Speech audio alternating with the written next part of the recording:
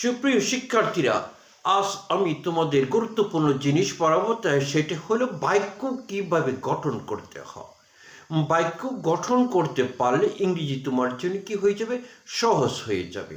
যেমন এই ফর্মুলাটি তোমার মনে, এস বি ও, এস তে সাবজেক্ট, বি তে ভার্ব, ও তে কি অবজেক্ট। তাহলে প্রথমে সাবজেক্ট বসাবে, তো পরে ভার্ব বসাইতে হবে, পরে কি অবজেক্ট, তারপরে তুমি বাকি অংশ লিখতে পারবে। এইভাবে আমাকে বাক্য গঠন করতে পারবে। তাহলে প্রথমে আমি সাবজেক্ট, যেমন আমি একটি বই পড়ি, এখানে আমি হলো সাবজেক্ট, আর পড়া হলো কি ভার্ব, একটি বই, এটা হলো অবজেক্ট। আমি কি পড়ি, একটি বই পড়ি। I read a book. No more today, thank you.